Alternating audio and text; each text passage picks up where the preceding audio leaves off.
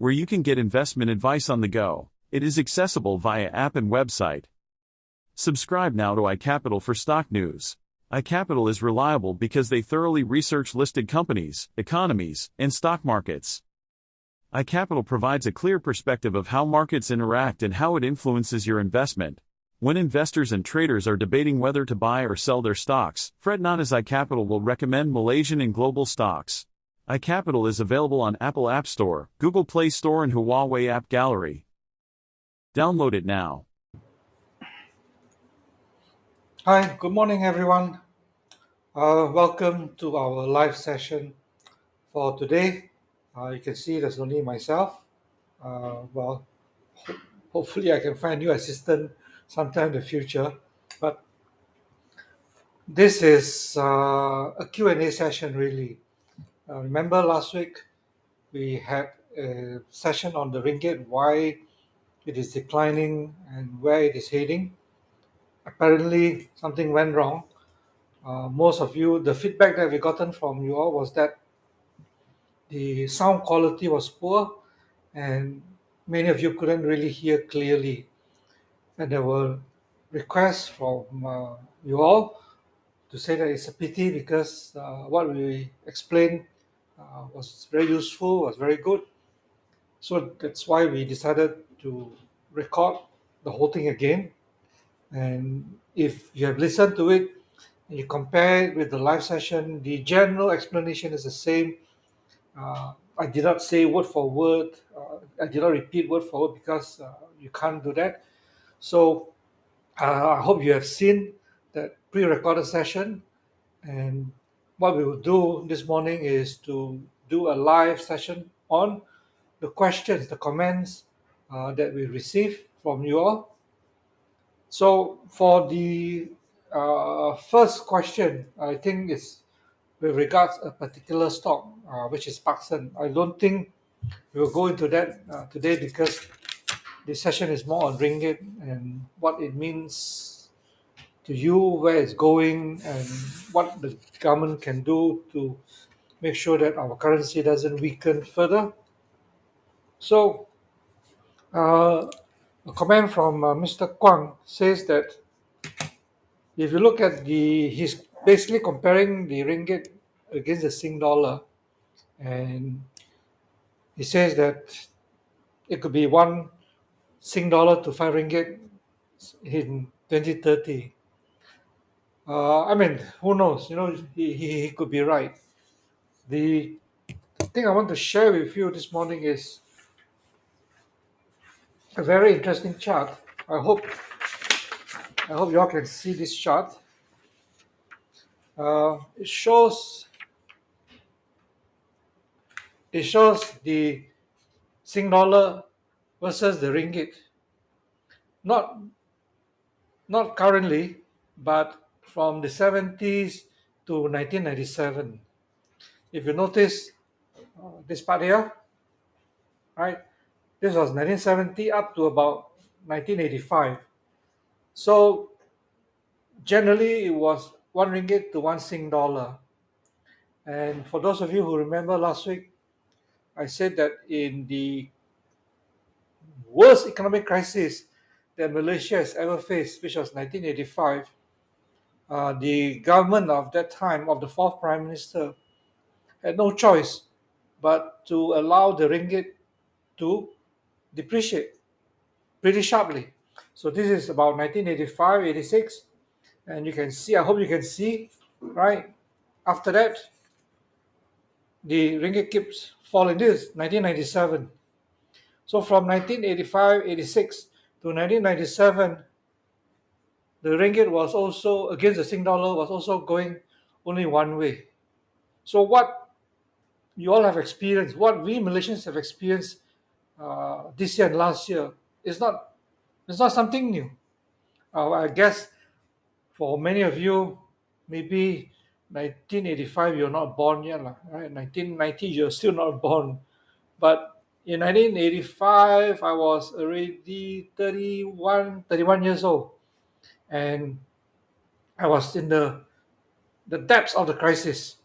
So To come back to the comment by Mr. Kwang, whether our ringgit will be 5 ringgit to 1 Sing dollar by 2030, uh, it all boils down to many of the structural factors that I explained last week and in my pre-recorded session, right? Current account deficit, budget deficit, FDI, inflation. These are the key issues.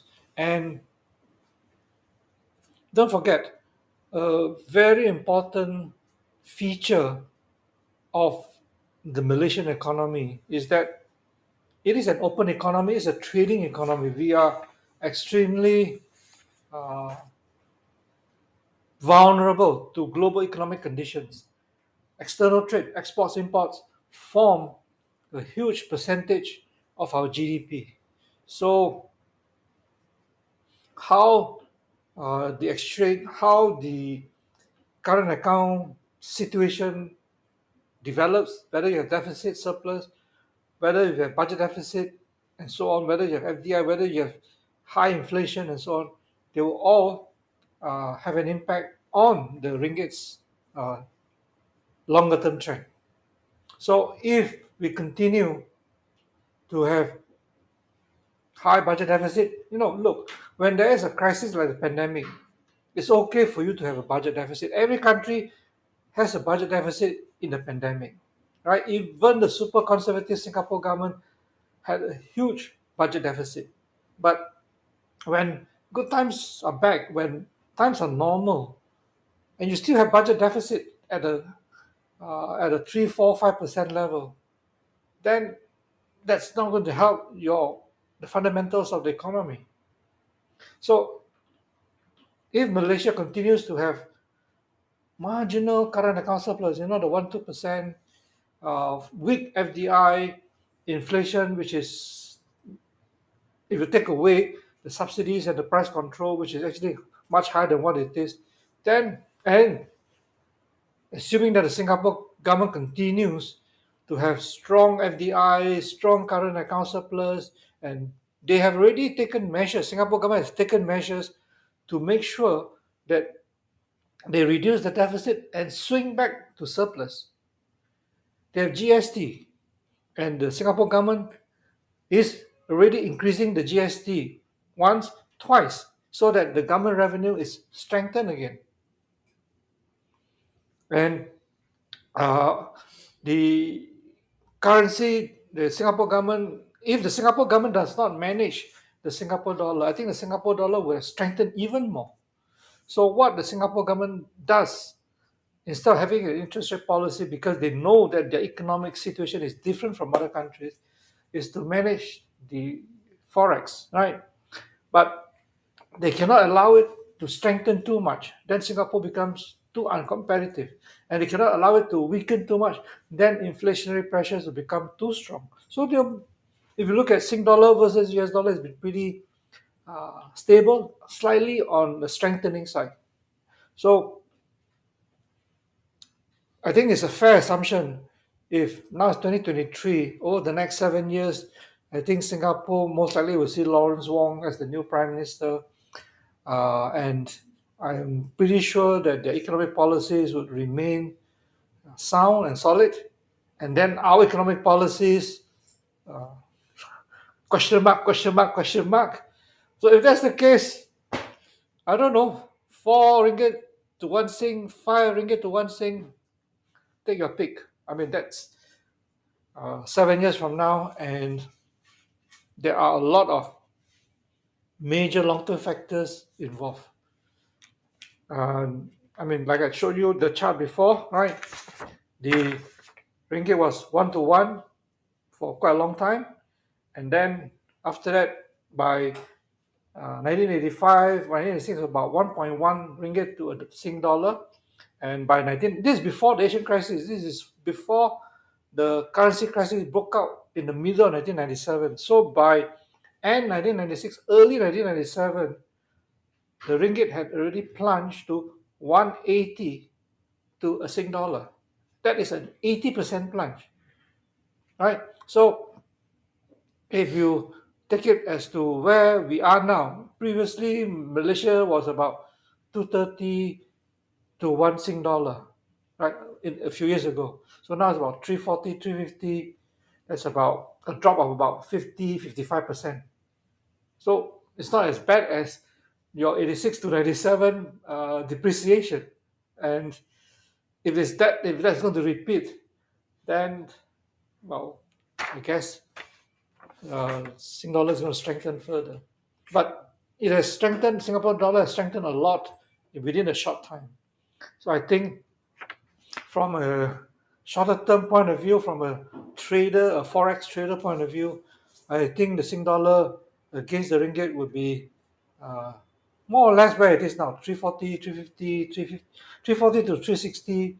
It will probably trade at this level for some time, and then we'll see what happens again. We have our election, Singapore have the election, we have supposedly new economic policies come out, then we'll take it from there as to whether the ringgit will weaken further against the US dollar. Uh, there's one comment from Mr. Lee. I think at this stage, Malaysia should just focus on doing three things to strengthen the currency, right? Eradicate corruption, improve governance to world class, promote exports like crazy. So we say think Japan or Korea, keep imports low, stable so that foreign reserves can increase rapidly, as well as balance of payment. Attract investments like crazy, especially FDI, because that's direct capital inflow. I think the suggestions made by Mr. Lee sensible. Nothing wrong with it. I mean, I have already mentioned that FDI is extremely important, and I already said that current account position is important, and corruption, world class governance. In a way, they're all sort of linked to one another, right?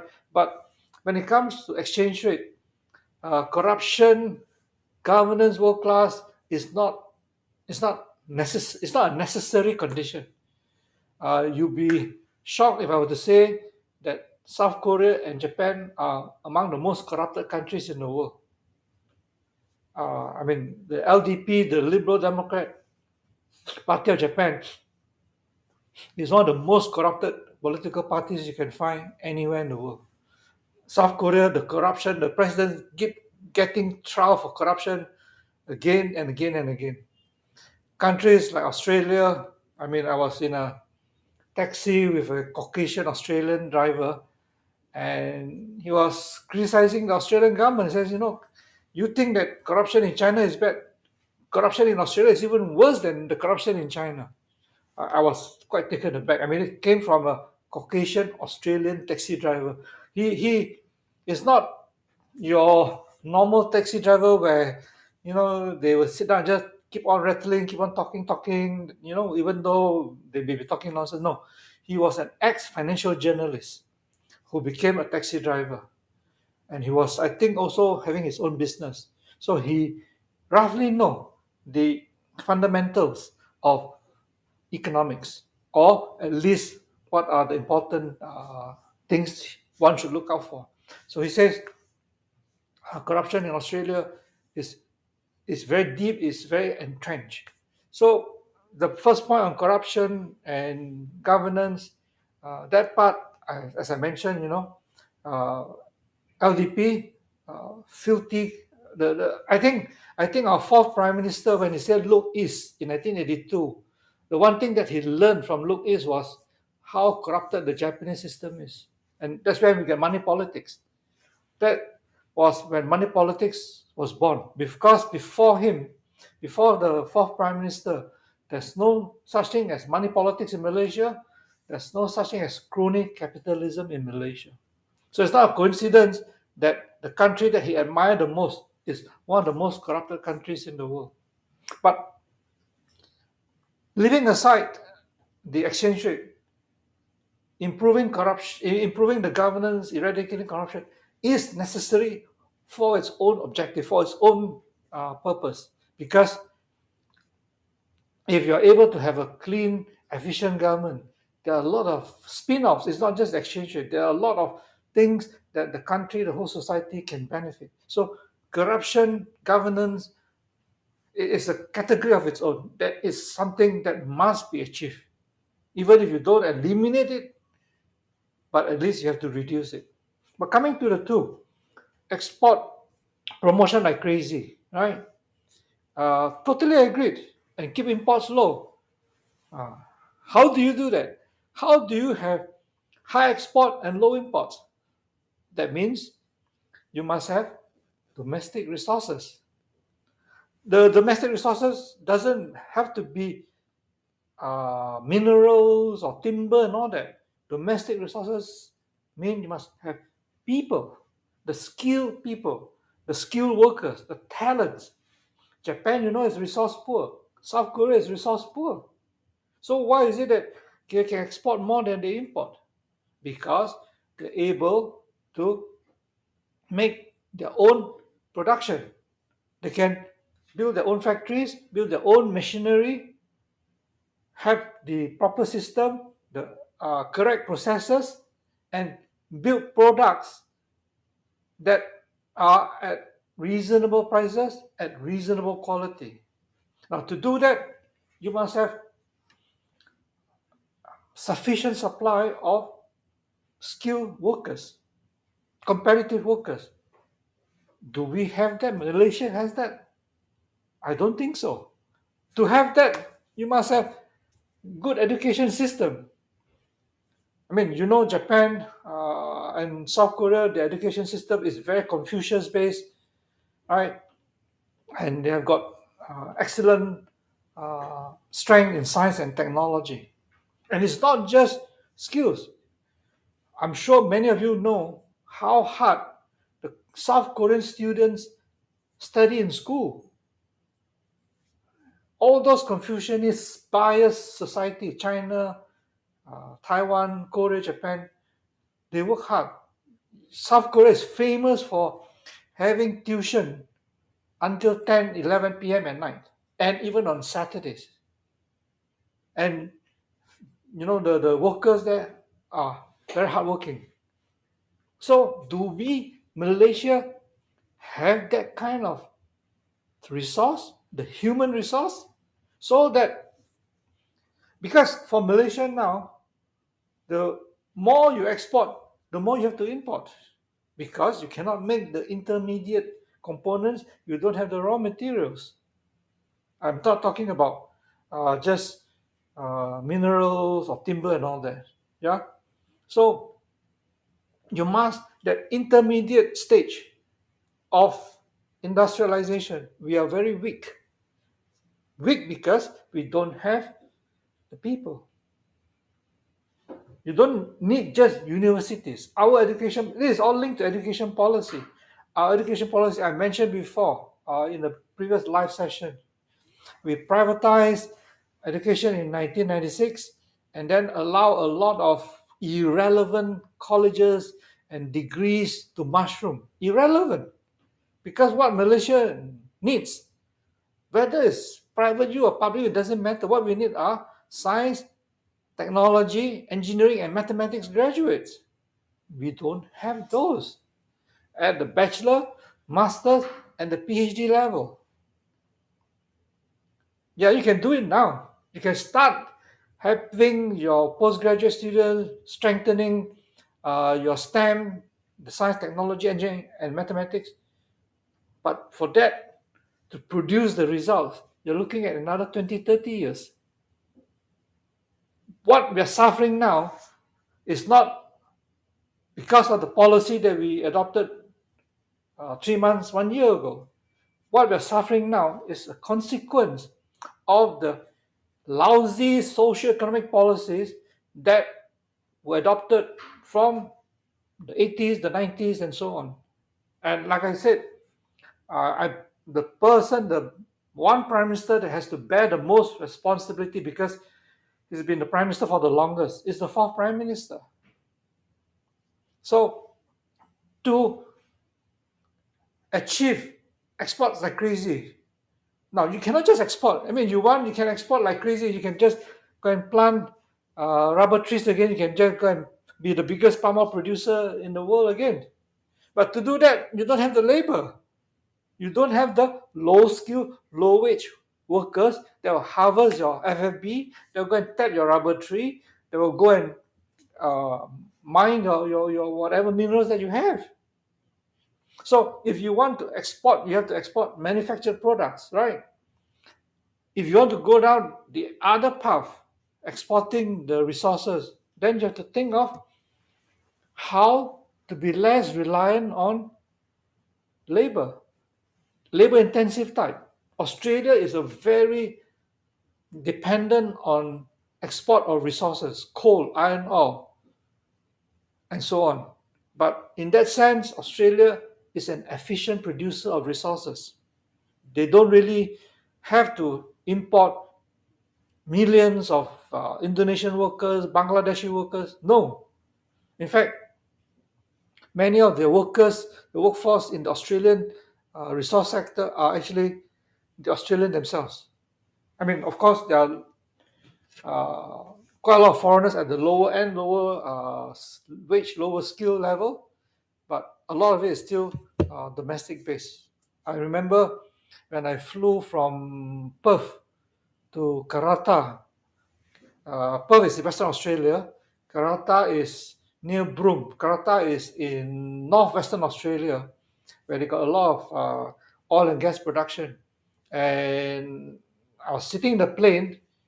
The flight was filled with Indonesian workers. The whole flight. I was so shocked. So, yes, at a certain level, you still need the foreign workers, but we must, if you want to export resources, you must be able to make sure that there is sufficient value add. Because if you export $1 and you need to import, in this case, you have to import a lot of foreign workers, right? And these foreign workers will repatriate the money back to their own country. So your export revenue may not be sufficient to cover the outflows. Then manufactured, as I said, we don't have the skills. We can't even, Proton has been around since 1985, 86, right? It almost went bankrupt. If not for Geely coming in, I think Proton would have been ex-Proton. And that is only selling within the domestic market, not exporting to other markets. Semiconductor. I mean, sometimes when people talk about semiconductor industry in Malaysia, it's very misleading because the Malaysia so-called semiconductor players are only in the last segment of the semiconductor supply chain in the assembly and testing, which is, if you look at the whole supply chain where you have wafer design, wafer fabrication, and then you have the assembly and testing. Assembly and testing has the lowest value add to it. Of course, assembly and testing has higher value add than, say, palm oil or a hotel and so on.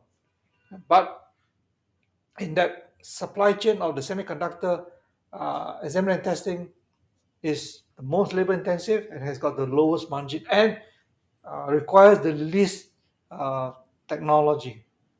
So if you want to move up, you want to be your Intel, you want to be the TSMC, I don't think we can do it.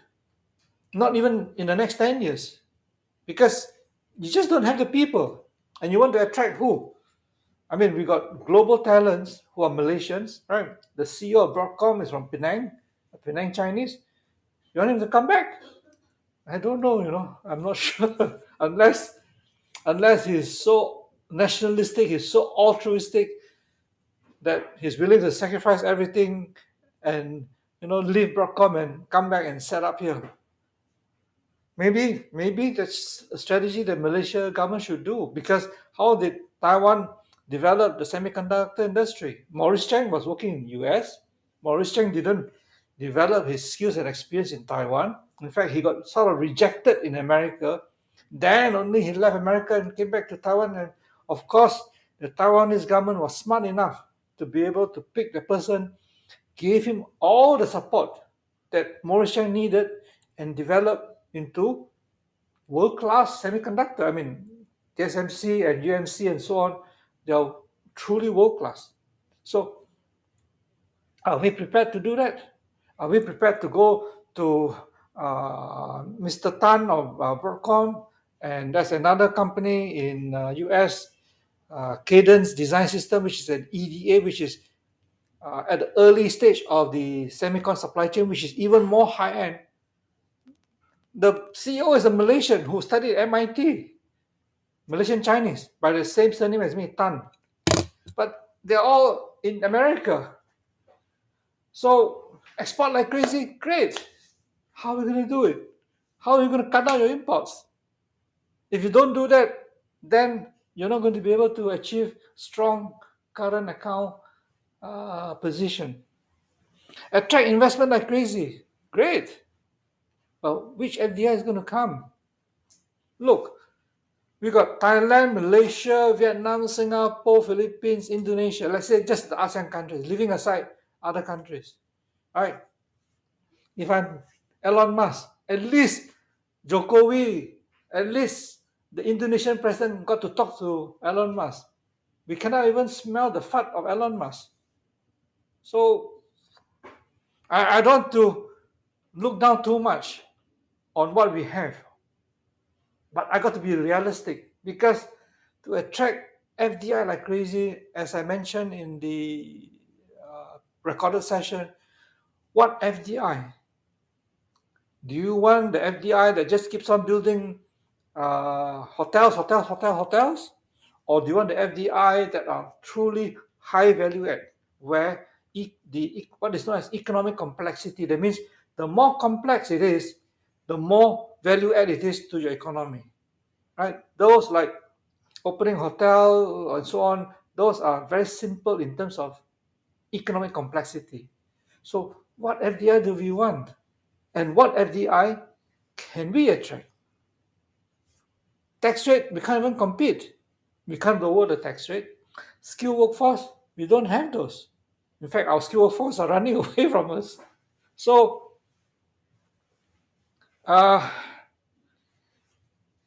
there needs to be a lot more. You have to go back even a few more steps than just attracting FDI and promoting export.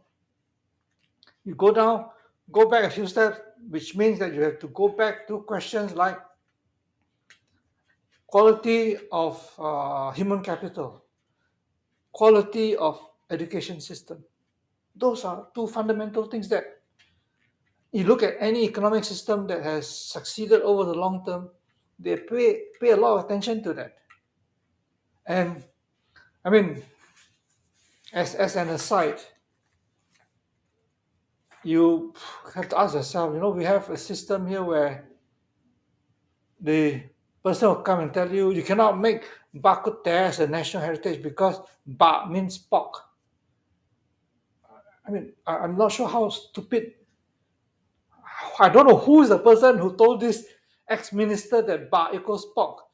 I'm a Hokkien, bak is equals meat. So when you have political leaders that make statements that, you scratch your head until your hair comes out, you still cannot understand what they're talking about. Because we have got chicken, chikute, baked bak kut teh made of chicken. We got vegetarian bak kut teh. There's one very good vegetarian bak kut teh in Kepong. Maybe this rice guy should go to Kepong and eat the vegetarian bak kut teh, and then you understand that bak kut teh is not equals pork. What about the other person who said, oh, nurses must wear correct uniform that doesn't show the shape of a woman? How to attract FDI? I mean, here you are, let's say you want to export, you are a manufacturer of nurses uniform, and then the person can say, hey, Mr. Tan, you cannot make nurses uniform like that, you must make uniform like that. But who wants to buy your uniform? As a side, when you have a country that is not talking sense, then you cannot have policies that make sense. And the one thing that our government has overlooked, I'm not just talking about the current government, I'm talking about all the way back, even back to the 80s and the 70s and the 90s. We focus a lot on financial literacy. Among our students, among our members of society, we emphasize a lot on financial literacy. You look at our regulators, they talk about financial literacy, but they don't talk about economic literacy. If I were to interview 100 applicants, right, for any job and ask them about basic economic terms, economic concepts, I would get zero. All of them wouldn't know how to discuss economic issues. Zero. If you talk to an economic graduate, even at the PhD level, they cannot talk. They are not able to talk sense. They are not able to talk economic sense. Our economic literacy in Malaysia is so poor that nobody talks about it because they don't even know it exists. It's not just among the young Malaysians. I'm talking about all the way to the government administration, to whichever the political party and the government. They don't have economic literacy. So you come out with, take the example of GST, right? In the election, the manifesto, remove GST. Whoever political party did that, they should be honest enough to admit that, look, I was wrong to ask the government to eradicate GST. And now what? You have budget deficit that's so high, and you're trying to cut down the budget deficit, trying to cut down public debt. But where's the revenue going to come from? Why is it that the government of Singapore introduced GST?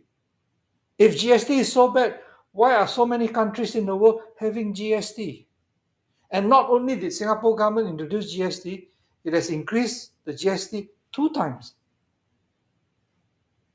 And is it surprising that Singapore's budget position is healthier than ours? And why is it that we're able to remove GST? It's because our political leaders talk nonsense. Our voters, ignorant, do not know what economics is all about, got convinced by it. And they're more interested in financial literacy. Can you imagine the importance of all this? Just to explain why such matters are so important, If let's say the ringgit now is what? 460 to $1, right? And 340, 350 to $1.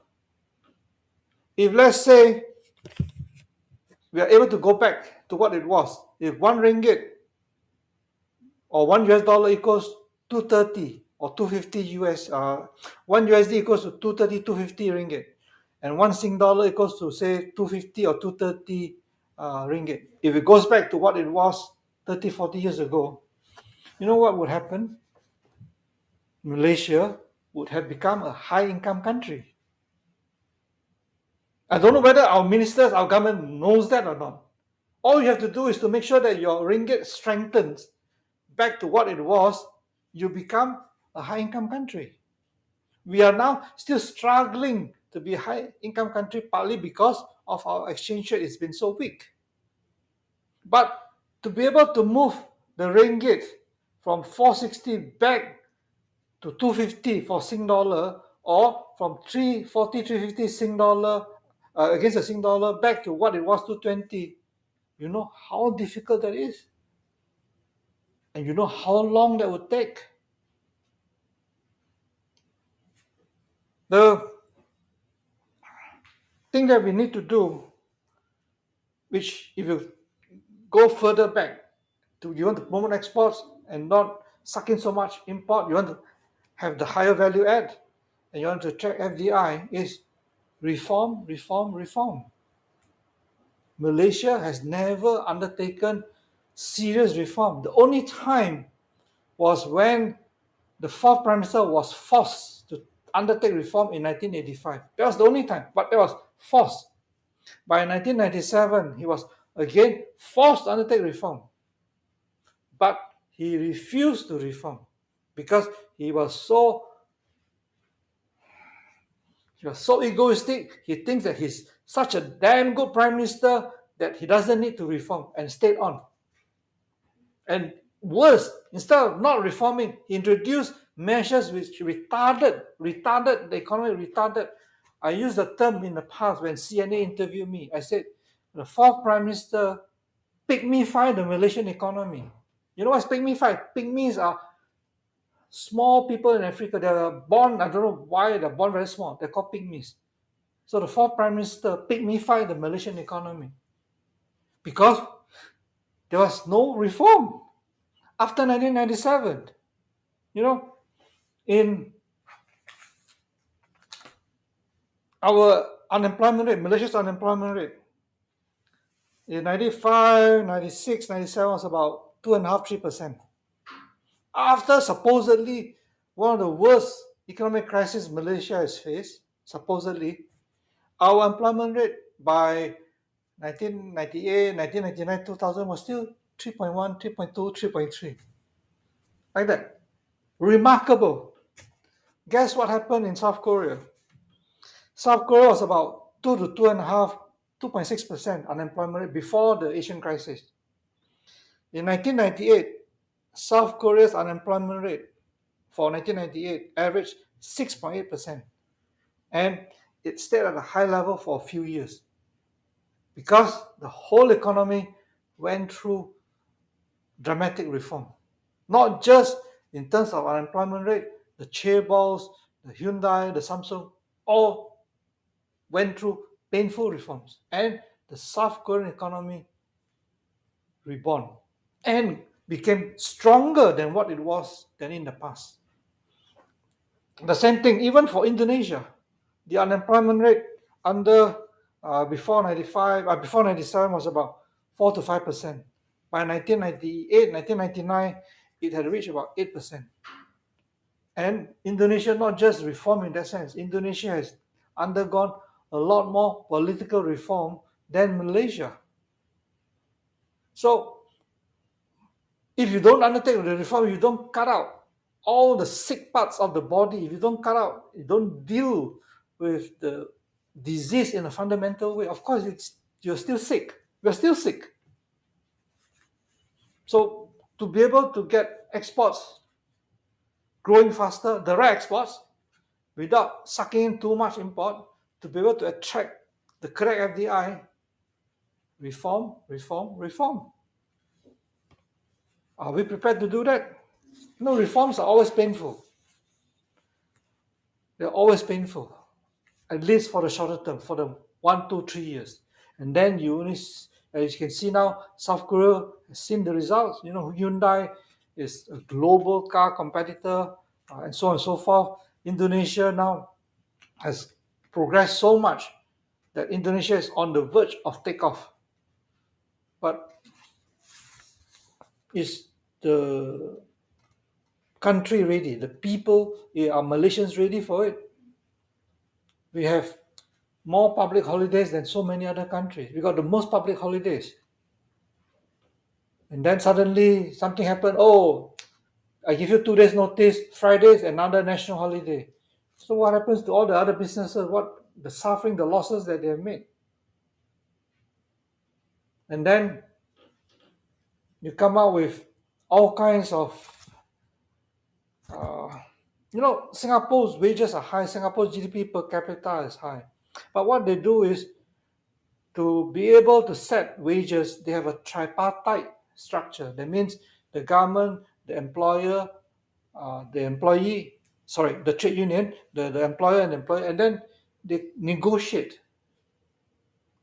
Here, you saw our minimum wage was introduced a few years ago. After that, the new Employment Act, which set a certain minimum, which cut down working hours, which cut down overtime, and All this happening during pandemic when businesses are suffering. How how are you going to get the correct workforce with the correct skill, with the correct attitudes? People who are prepared to work hard. I mean, I go to Sydney, my Sydney office quite often. You all may think that Australia known for being not so hardworking, but guess what? In almost every part of Sydney, by 6:30 a.m., you can you can have a lot of cafes to choose for your morning breakfast. Almost everywhere in Sydney by 6:30 a.m. My office is in Chinatown. 6:30 a.m. to have a cafe open here, to have a local kopitiam open here. No such thing. 8 a.m. No. Most of them open like later than that. What is fundamentally wrong? I don't understand. Attitudes are wrong. Efficiency is not there. Skills are not there, but want higher wages. Of course, you cannot get higher wages. So, to be able to tackle these issues, you must have reform. In other words, companies that shouldn't survive, they shouldn't survive. Workers that have done better should be rewarded. The university should have produce a lot more correct type of graduates. Let me just go to the next one, which is this is from Paul. Maybe the seventh Prime Minister should let go of his personal interest and then grant Malaysia a brighter future. Totally agree. He has embedded a lot of things which are wrong in the country. And once something wrong is embedded in the system, it is not easy to be able to tackle them. And all I can say is that even if Malaysia, the people and the government want to undergo this reform, they got to be prepared for the long term, because the reform will take many years and the results will take even longer than that. Of course, if the government is smart, you can do a lot of things that can make the reforms a lot more tolerable, a lot less painful. But let's see. I mean, I'm not sure what sort of economic policies the current government is going to come up with. We're still waiting and see what they can produce. I hope they don't stick to just the traditional 5-year Malaysia plan and then the review of the 5-year Malaysia plan, because a 5-year plan has become already obsolete. It's become anachronistic. It is inappropriate. Even China, which is well known, or India, which is well known for, particularly China, which is well known for the 5-year economic plan, they've already moved from the type of 5-year economic plan that Malaysia has. We have very detailed planning. We are, in a way, with your 5-year plan, you're almost like a socialist economy. You're almost like a fixed economy, centrally planned economy, because a lot of targets are set in there in that economic plan.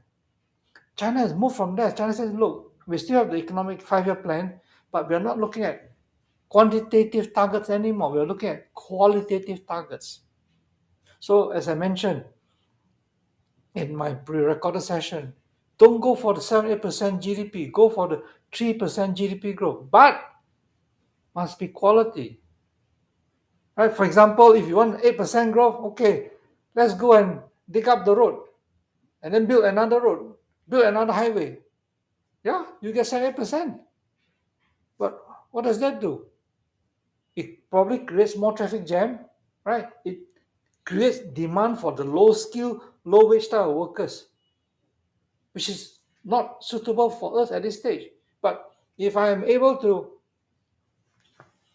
I mean, just out of my imagination, right, get a few global talents who is able to create our own using generative AI to create our own competitor to ChatGPT and so on and so forth, yeah, you may not get that aggregate impact in terms of the GDP quantitative growth, but the quality, the wages, the type of skill, the value add would be what is needed.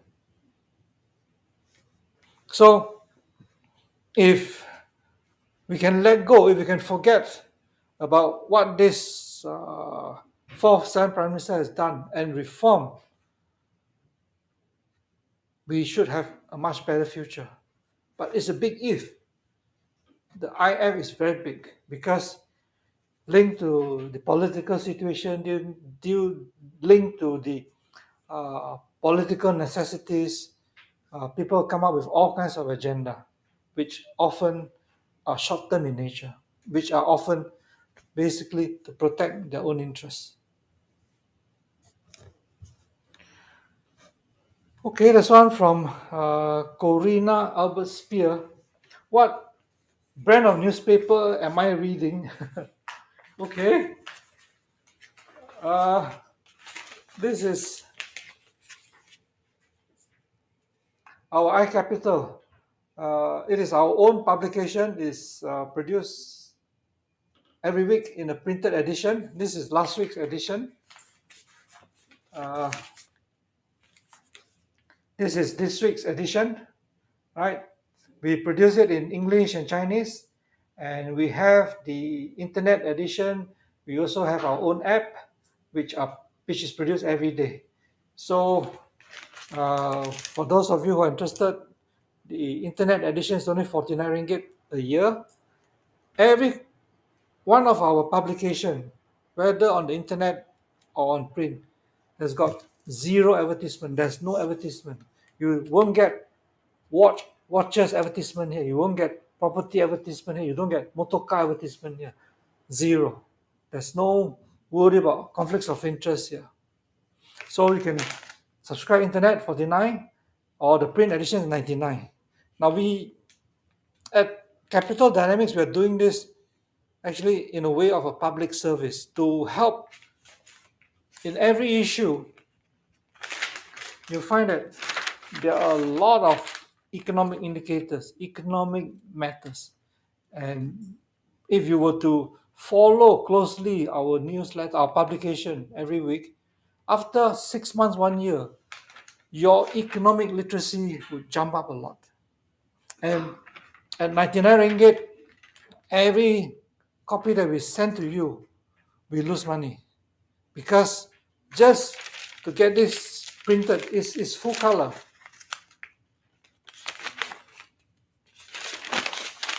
The whole publication is in full color, it's not black and white.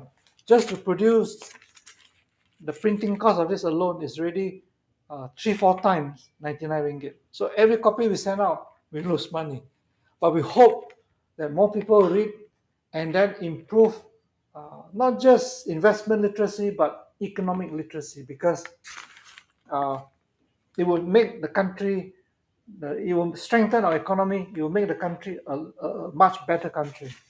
So this is the publication, and if you have any queries, Corina, please email us. And then we have a comment from Bupinda who says, thank you. Hopefully people from the government, MPs will get our message and debate this in the parliament on how to uplift the Malaysian economy and the ringgit instead of acting and behaving unashamedly with a very low mentality and talking and debating on idiotic issues. I guess Bopinda must be referring to things like bakute and nurses in the wrong uniform. I don't know why we have, every government we have this type of people. Previously, we have the education minister who asked us to wear black shoes. Remember? And then we have this health minister who says, oh, drink warm water to cure COVID. Right? And then another one, I think was a human resource minister. Oh, never mind, we cannot get workers from Bangladesh, Indonesia, we'll get it from Africa. Every administration has got this kind of suggestions and comments that really make us ashamed to be a Malaysian. Does gold, this is from Marina Ng, gold still play an important role in our country?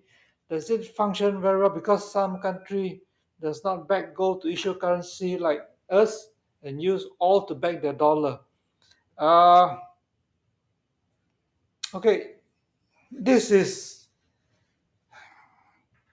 to answer you in a simple way. Gold doesn't play an important role in our country, right? Because unlike in the case of US and China, where there's a lot of tension, and China invests a lot in US debt, US government debts, which is in US dollar and issued by the US government. So for the Chinese government, they need to diversify, they need to uh, invest in a lot more gold to diversify their reserves. In our case, Malaysia doesn't run the risk of getting US government sanctioning uh, us or sanctioning our ministers and so on. So in that sense, uh, it doesn't. In the modern era, the gold has a lesser role to play than compared with, say, before the Bretton Woods was break up in the early 70s. So in this case, you don't really use all to back dollar, and in fact, for those all exporting countries like Saudi Arabia and Iran, they're trying to move away from dollar. They're trying to trade directly with China in renminbi, and we do not. There's no country in the world that use gold to back their currency anymore. That gold standard is long gone. I don't think it's going to ever come back again. From Ong Kam Seong, we should invest overseas, Singapore, China, US instead of Malaysia, since currency is weakening and more quality companies are in those countries.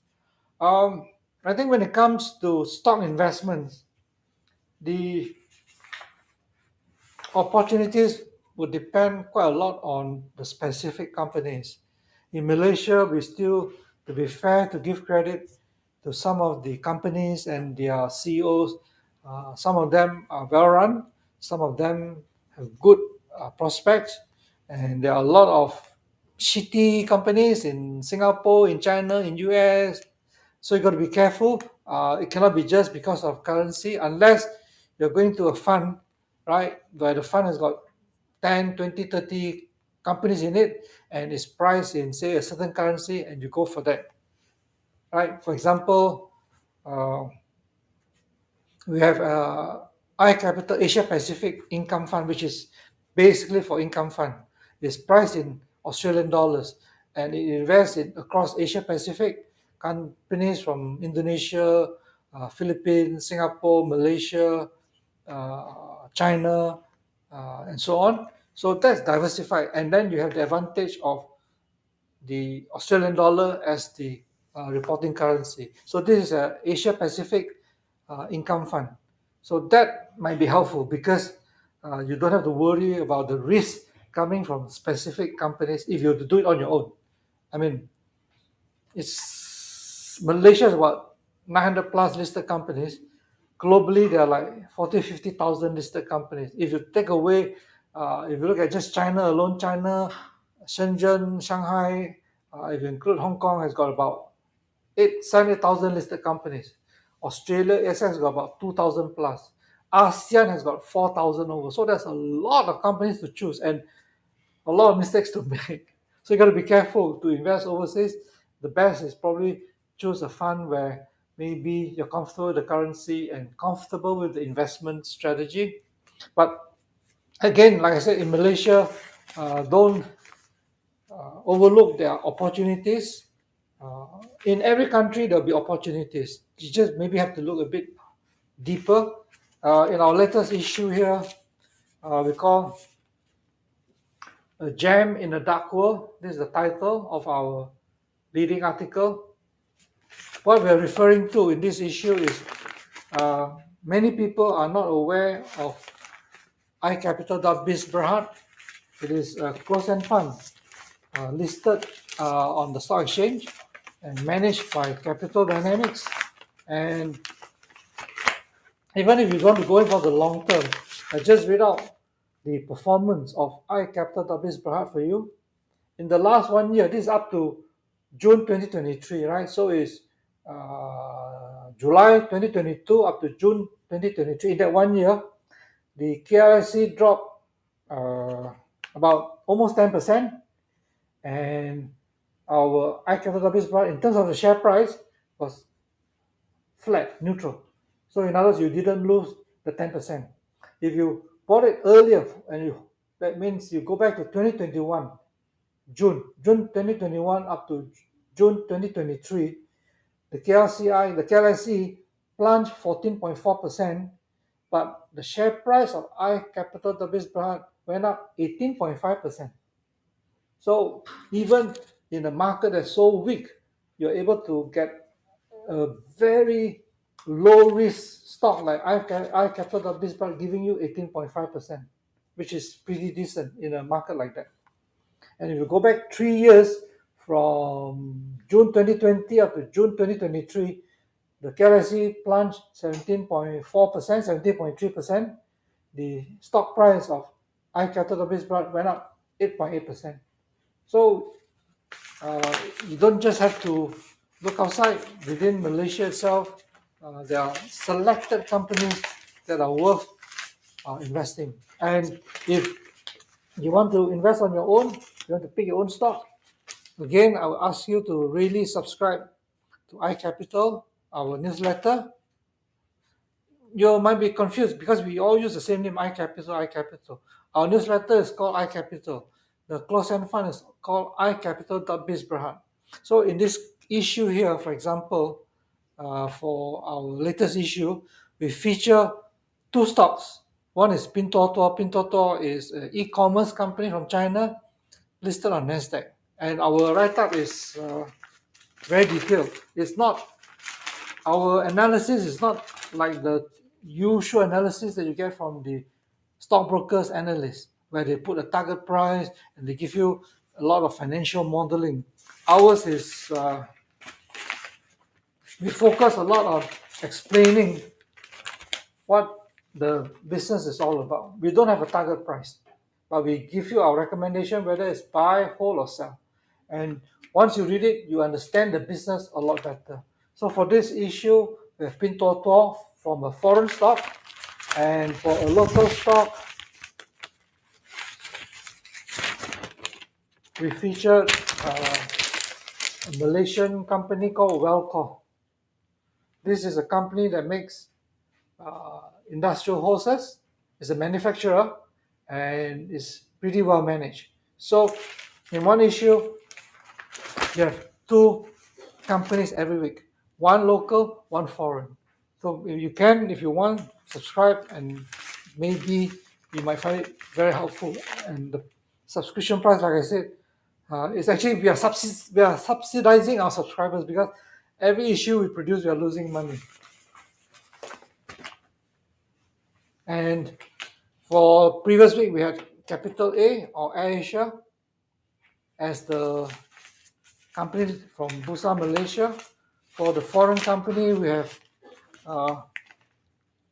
Home Product Center. Home Product Center is listed on the Bangkok Stock Exchange. So we got very good selection and very detailed write-up every week.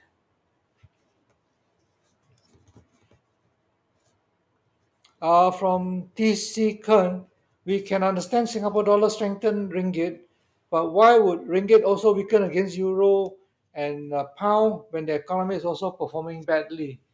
I think the sterling and euro is because of interest rate differential. Yes, I agree with you that the British economy is in the shit house. To use very mild terms, it's in the shit house. But their inflation rates are much higher than ours, and because of that, their central banks, ECB and the Bank of England, have been tightening, and the tightening is not over yet, so they're still going to tighten further. The ringgit versus euro and the sterling will be more of interest rate differential rather than, say, for example, ringgit against the Sing dollar.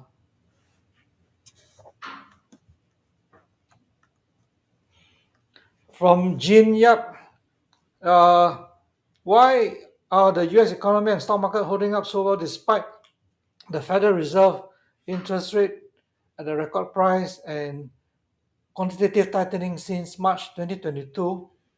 I think first thing is you're looking at it for two questions here: the U.S. economy and the U.S. stock market. First, the U.S. economy. The impact of interest rate increase, the impact of monetary tightening is always delayed. It's not like I increase the interest rate today, tomorrow the economy shrinks. There's always a lag effect, and the lag effect is very unpredictable. It can vary from 6 months, 9 months, 12 months to 18 months. So when it started from zero, when the federal funds rate was zero, when it went up to 0.5%, there's no impact because nobody feels it. From 0 to 0.5%, so what? So the impact would only be started to be felt as the federal funds rate go up to the 4-5%, which means only recently. The first round, when it went from 0 to 1% to 2%, you will not see much impact. It's when it reaches, in terms of absolute amount, absolute level, a level that is maybe higher than wage increase, wage growth, higher than the earnings, the dividend yield from S&P, when it's higher or higher than your rental yield, then only the impact starts to be felt. So that would be something at the range of 4% and above, which means that you're looking at, now is June, you look at maybe the effect will be felt only maybe towards the end of this year in terms of the US economy, right? In terms of the stock market, it's different. The economy will react in a lagging manner. The stock market will react in an anticipatory manner. The US stock market, remember, peaked at the end of 2021, and the Nasdaq S&P plunged throughout 2022. They plunged. Nasdaq was about 30%, S&P was about 20+%. So that has somewhat discounted the interest rate hike. The question now is, will the New York stock market continue to rise, or is it going to just be a rebound and then start falling again? My answer to that question, very difficult question, is the US interest rate, which is linked back to US inflation. We expected the FOMC to increase interest rate last week, but they didn't. But we also forecasted that the US Federal Reserve has still got a few more interest rate hikes to continue, which we got correct. So the thing now is, in the latest US dot plot, their forecast is that they expect, the US Federal Reserve expect 2 more interest rate increase this year, which means another 50 basis points. I am not so sure. I think what the Federal Reserve, the situation that they're caught in now, is truly data dependent. Now, why do I say that? Because US interest rates have gone from 0 to 5%. The headline inflation, the headline CPI, which includes food and energy prices, have fallen to about 4%, from 9 to 4%. That's a lot. But you look at the core inflation, it is still 5+%, the core CPI.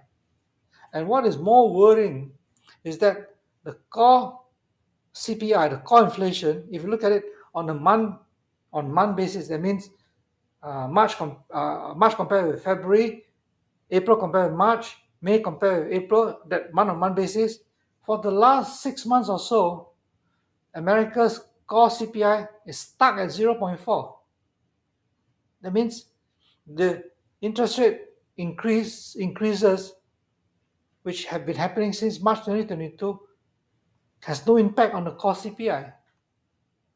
And remember I said, once the federal funds rate reaches a certain level by, like, say, 4%, they should start to have an impact. It reached 4%, I think, last year, early this year. But the core CPI is still stubbornly at 0.4, even the latest month for May. If that's the case, and if you look at the job market, the job report in US, it is still pretty resilient. Services sector in US is still expanding, although manufacturing is contracting.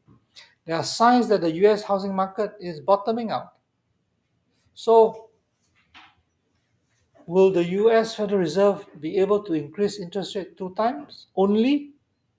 Or maybe they don't have to increase anymore because by end of this year, the US is in recession. Or maybe they are forced to increase more than 2 times. So the situation that the US Federal Reserve is complicated, partly due to the fact that we have never dealt with a pandemic recession and a post-pandemic recovery, due partly to the fact that Joe Biden very recklessly spent a lot of fiscal stimulus, and partly due to the fact that Jerome Powell and Janet Yellen fell asleep on their job. They didn't do their job until too late. So you get a situation where other indicators are telling you there's a US recession.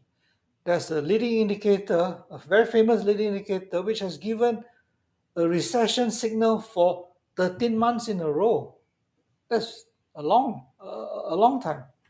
The other classic indicator, which is the inverted yield curve, has been signaling a serious recession for a long time. And yet, it hasn't gone into recession. Now, if my reading is correct, which means that something is making the US economy a lot more resilient, which means inflation is going to stay stubbornly high, especially the core CPE, the core CPI. That would mean that the Federal Reserve may have to increase interest rate more than 2 times. If that's the case, then I think the US market, stock market, will be in for a nasty surprise and the US market will tumble. Either way, I'm not sure because you're dealing with a macro situation that is quite unusual.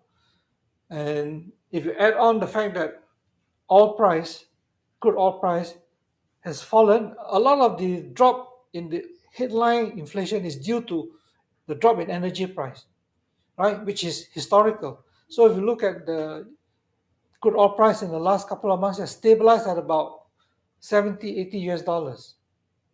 Now that is either a good or bad sign depending. It hasn't really bounced back because the traders were expecting China recovery to be stronger. Remember, OPEC has already cut production, right, by end of May. So crude oil price hasn't gone up. That's partly because the China's recovery is weaker than what is expected. But the Chinese government has started to take stimulus measures, not only cut deposit rate, has also cut interest rate. So if in the next couple of months, the recovery in the Chinese economy becomes stronger, your oil price is going to bounce back, which means that benefit that you get from the drop in oil price is going to disappear. So second half of 2023, inflation may be more troublesome for America. So I'm not ready, even though S&P, Nasdaq has so-called come out of a bear market. I'm not ready to proclaim that the US stock market has started a new bull market. It's still this is our latest issue. We call it, for the US stock market, we call it, it's only half time. Right? In a football game, you're at the half time. So you still have another halfway to go. And that's pretty long in terms of stock market and economic environment. That's pretty long way to go. I wouldn't dare to call the bear market. I wouldn't dare to declare that the bear market is over. I hope that explains somewhat, Jin. Paul says we have an MP as extremists, keep talking funny, stupid things in Parliament. Uh, Paulina Sami and Ramasamy, we need to stop corruption first in this country and require political stability, change the education system and inequality. Education system, I totally agree with you. Inequality, yeah, inequality has been recognized by people and the government, but the policies addressing inequality have not worked. They are wrong. They should be overhauled. There should be totally a fresh approach to addressing the inequality issue in Malaysia. Corruption and political stability, no doubt about that. But don't forget, as I mentioned before, Thailand since 2014 had got far worse political instability than Malaysia, but the Thai baht strengthened, right? India, since Modi came in, has got a lot more political stability than Malaysia. Indian rupee has been weakening. So political, in terms of exchange rate trends, long-term trends, political stability is not a necessary nor a sufficient condition. Yeah, that's my take. Of course, it's better to have political stability. Whatever happens to the exchange rate, that's a separate matter. It's better to have political stability so that whoever is the government can have the time and the space to introduce measures, policies that can reform the country. And corruption, that's number one. That is the number one thing. The current prime minister seems to be already on somewhat of a anti-corruption campaign, right all the way to tackling the fourth prime minister, to all kinds of government officials and so on and so forth. And I hope that can gather momentum. And like what the Chinese president used to say, they want to catch the tigers and the flies. Here, maybe we want to catch the mosquitoes and the elephants. Lai Kwan, Lai Ao Kwan, sorry. Better to take back all qualified skilled retirees into active employment. That will increase intellectual capital and add values to our economy. That is, I think, a possible, feasible suggestion. Yeah, because uh, a lot of the older Malaysians, they retire quite early. I'm almost 70, but I still work like a dog. But the people who are 55 already retired. So maybe the government can set up an organization where the experienced entrepreneurs, experienced CEOs, experienced senior managers can provide their service to especially the SMEs.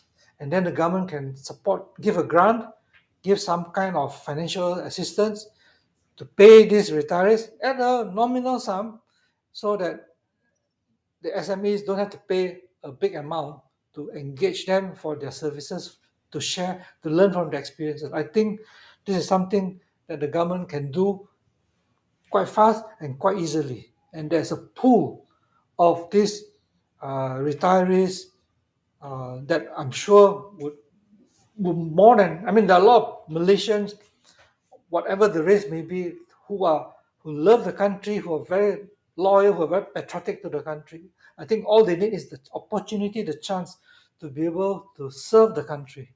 Of course, there has to be some payment to them to make them feel appreciated. I think this is a good suggestion.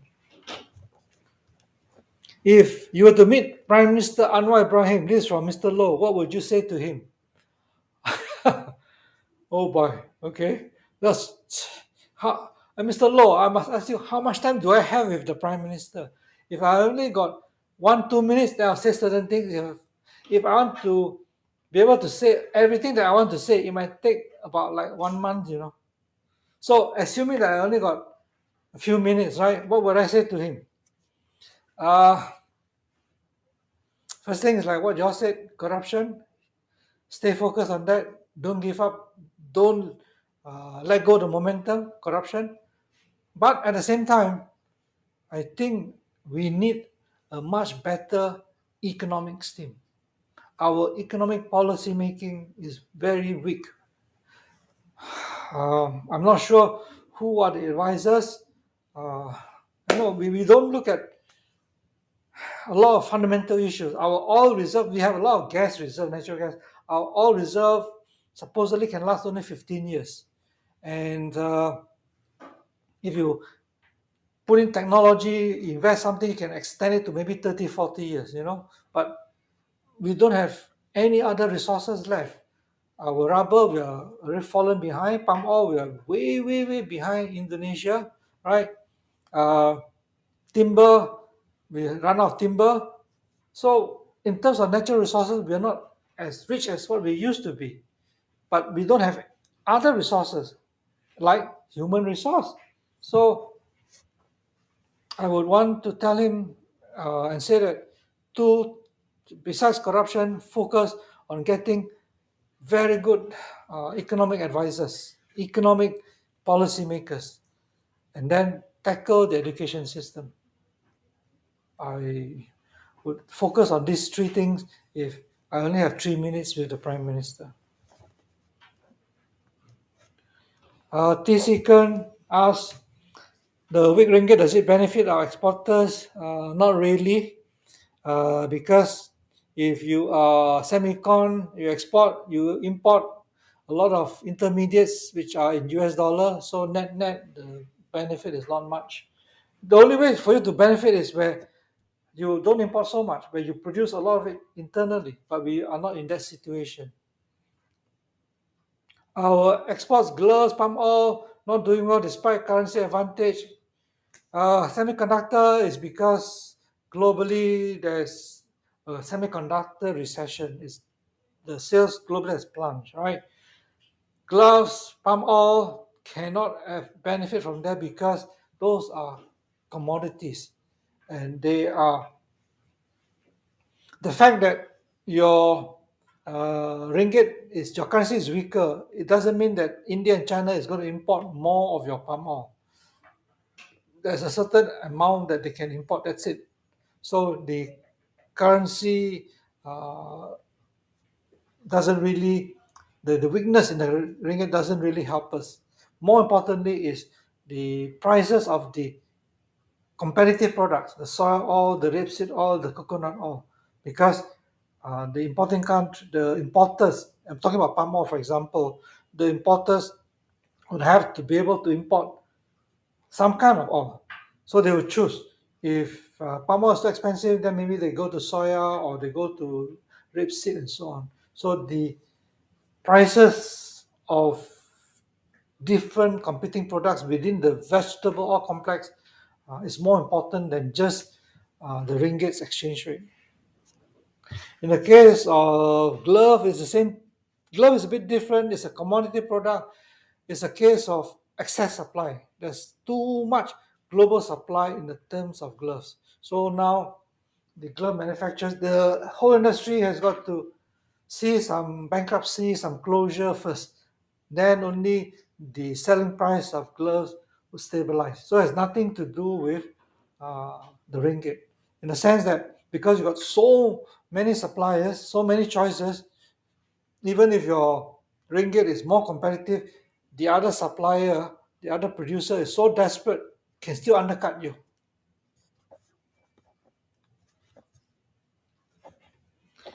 Stephen Patrick, does the resilience in the US economy come from Uber, as there's always guaranteed jobs there? Not really. The Uber is a very tiny portion of the US economy. The US economy has benefited a lot from the reckless fiscal spending by Trump and Biden. Trump was up to 2020, and then 2021 Biden took over, and even now it's already 2023, the stimulus, the fiscal support programs that were implemented by Trump and Biden up to now have not been completely used up. So there's still I cannot remember the amount, but it's pretty large amount of their previous fiscal stimulus that is still being implemented, is still being still rolling out. And I would take a more cynical view. I think the Ukrainian crisis has helped the US economy because by up to February this year, up to February 2023, US alone has given Ukraine all kinds of aid, military and all kinds of aid, totaling about 76, 77 billion US dollars. Is that a lot or is that little? 76, 77 billion consists of tanks, bullets, guns, and all those things. The budget for NASA, the space agency in America, is only about 40% of what US gave to Ukraine, about 25 to 30 billion, right? So that 70 odd billion is sent to Ukraine. It goes back to their military suppliers, their military contractors, whether the tank manufacturer or whatever it is. So I think that's one part has helped somewhat the US economy. The US economy is very dominated by what is known as the industrial military complex, where the industry sector and the military sector are like ade brade. They work together to benefit one another. There's a lot of, they don't call it corruption, I call it corruption. And there's a lot of, I hold your hand, you hold my hand within the industry in US and the military sector in US. And the other sector, if you look at US, it's like what I described previously, it's facing a rolling recession. Housing started first because interest rate went up, so housing was hit first. Housing sales and so on came down. Then after that, the manufacturing side. Because for a few reasons, the manufacturing side has been contracting. But the thing that has helped the US economy is the services side, which is the travel, the hospitality, the basically a lot of things which are related to hospitality, the eateries, the F&Bs, and so on. And like I said, a lot of the spending that was announced for COVID are still being spent at this moment. So that helps in sustaining consumer spending. If you look at US retail sales, despite high inflation, US retail sales are still growing. But where do they get the money from? So I think for those of you who are looking for investment opportunities in Malaysia, as I mentioned earlier, we have iCapital.biz Berhad, which is managed by us. And in the last 1, 2, 3 years, we have given good returns. So we have a series of roadshow under iCapital.biz Berhad, right? It starts with 1st of July, Saturday afternoon in KL, Sunday morning, 10 a.m. in KL, and then Sunday, 2nd July, we will have a roadshow in Kota Kinabalu at night, right? And on 3rd July, Monday, we will have a roadshow Monday afternoon in Kuching, Sarawak. And then on the 8th of July, Saturday, in the evening, about 6 o'clock, we have a roadshow in Johor Bahru. And on the 9th of July, lunchtime, Sunday, 1 p.m., we have a roadshow in Malacca. And then on the 15th of July, we have one morning session in Ipoh. 15th of July, we have evening session in Penang. 16th of July, Sunday, we have a morning session in Alostar. And on 16th July, Sunday afternoon, 3 o'clock, we have another session in Penang. All right. This is a roadshow that concerns iCapital.biz Berhad. Whether you're share owner or not share owner, you're welcome to attend. Just register. Go to our website events.icapital.biz. Register yourself. and come and listen. I mean, the focus is on iCapital.biz, but being a Malaysia-focused fund, I guess uh, we will most likely have to talk about Malaysia politics, Malaysia economy, and so on and so forth, right? And oh yeah, one last question from T. Seacon about property sector. My view on property sector has been not my, whether buying physical property and so on has not been my favorite because there's too much supply in Klang Valley, in Johor, oversupply, especially in the condominium apartment segment, right? And I think someone suggested that maybe we should review our Malaysia Second Home program, lower it so that it attract more foreigners to come in, so that they can come in and buy and help to absorb the surplus in the property sector. But generally speaking, uh, the supply demand is not in your favor, and even though the cost of building and so on has gone up, if your cost has gone up but the buyers are not there, not counting the fact that the OPR, the mortgage rate has gone up, when the demand is weak, the demand will dominate rather than the increase in the cost of construction. So, uh, wow, there's still so many questions. Okay. Uh, okay, there's one from Wai Ho. I think we haven't addressed any of his comments. Mr. Tan, semiconductor is correcting from business perspective. EV sector seems unaffected so far. What is your view of the future, near future, if recession comes by? Uh, EV, I'm not sure what Wai Ho is, which EV sector is referring to.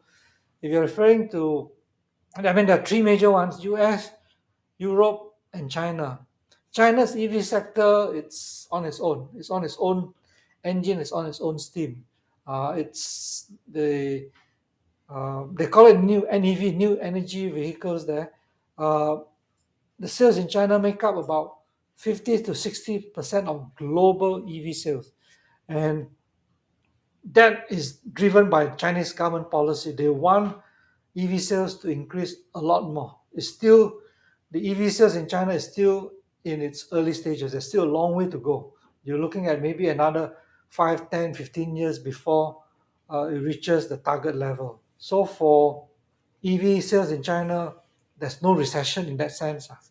For US, it's more, I think, if you look at Tesla, they're getting ready for price war because in the early few years ago, Tesla was the main dominant player, but lately, General Motors, Ford, other competitors have come in.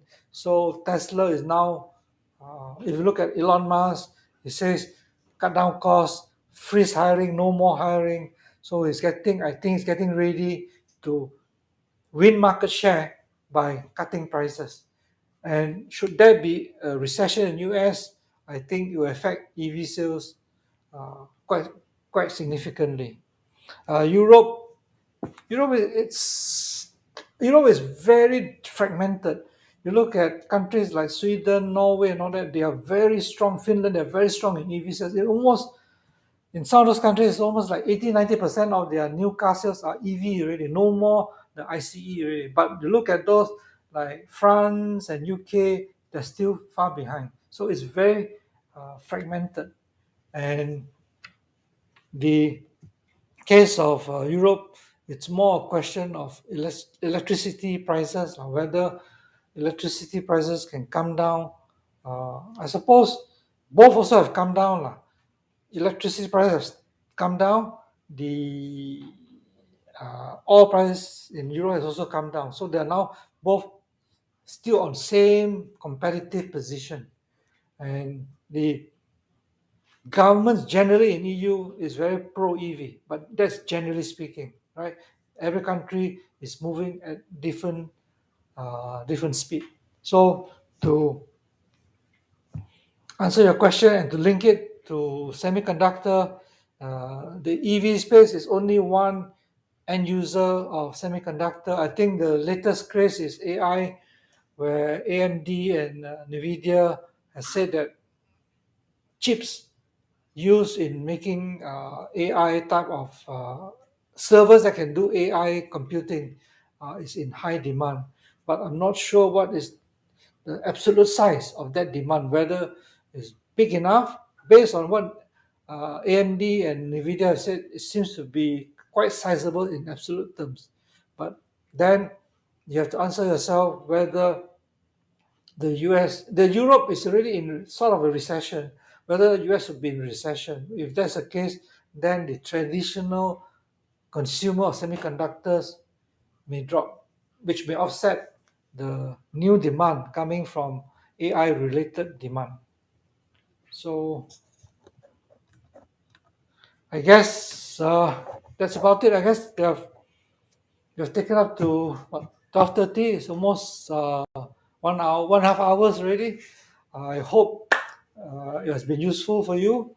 And please don't forget, go to our social media, whatever, Instagram, Facebook, anywhere that you can, like us, share whatever we said, right? And subscribe to our YouTube channel, subscribe to our iCapital newsletter, invest in our funds, whatever you want to. Uh, please support us. And any comments, any questions that you have, send it to us. Like today, we got flooded by too many questions. So if you can, send in early so that we can sort of organize them in a more efficient way. With that, I thank you again and hope you have a good weekend. Bye bye.